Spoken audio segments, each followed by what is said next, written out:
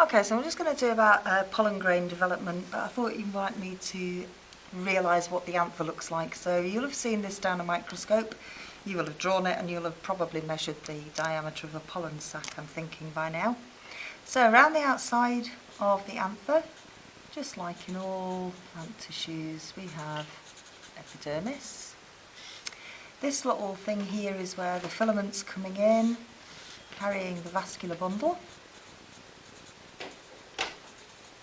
So just to hark back to plant transport, the anther is acting as a sink, so we're transporting sugars, sucrose, up through the phloem, and water, of course, is coming up through the xylem.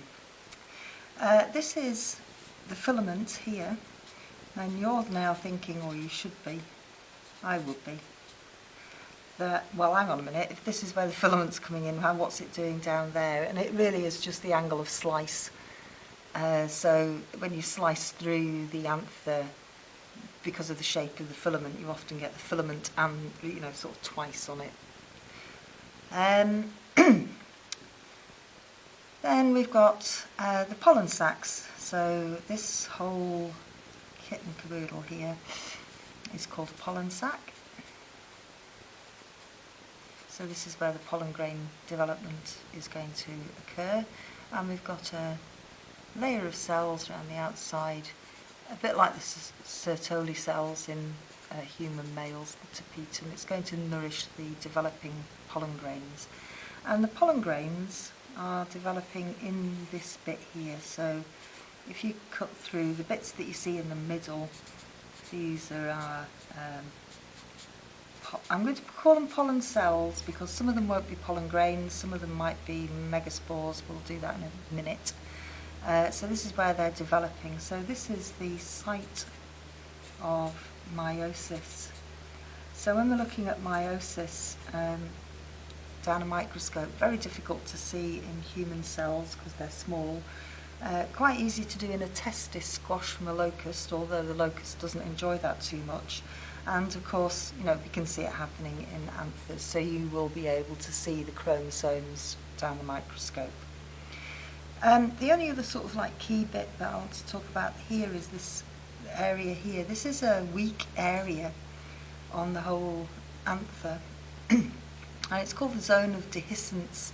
So when the anther is ripe, it effectively splits down there, and these bits sort of curl out so that they're forming that shape, and that then allows the pollen to exit from the pollen sacs. So that's sort of where it's happening, and you also need to know exactly what is happening. So what's happening inside this pollen sac? Well, pollen grain development starts off with a diploid cell.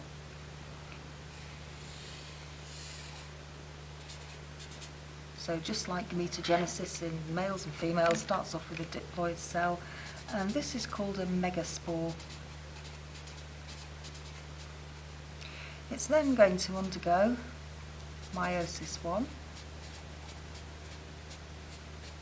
and it's going to form two, because we're in a male, we're evenly dividing our cytoplasm, two haploid cells, and it then does meiosis 2,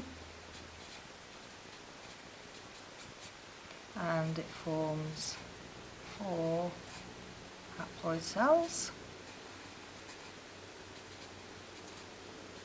So, big spore, megaspore, small spore, microspore. So each one megaspore is going to be producing 4 of these. And again, just like in males, so these are the equivalent of spermatids, I suppose, then each one of these, so I'm just going to draw one now, differentiates. So it's got an N nucleus, it's got a layer around the outside called the exine. Now the exine is tough, it's protective, it prevents the gamete desiccating as it's moving through the air, So it's a very, it allows dormancy, so, theoretically pollen grains from years ago could successfully pollinate a plant. And more importantly, in between that and this, we have a mitosis division, forming two nuclei. Obviously they're both N. One of them is called the generative nucleus,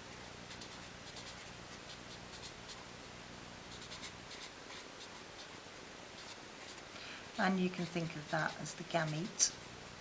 So this is the thing that's going to lead to fertilisation. And the other one is called the tube nucleus. That kind of does what it says on the tin. Remember that when we did flower structure, the pollen grains are going to land on the top of the stigma, but they're going to have to make their way all the way down to that embryo sac to do fertilisation.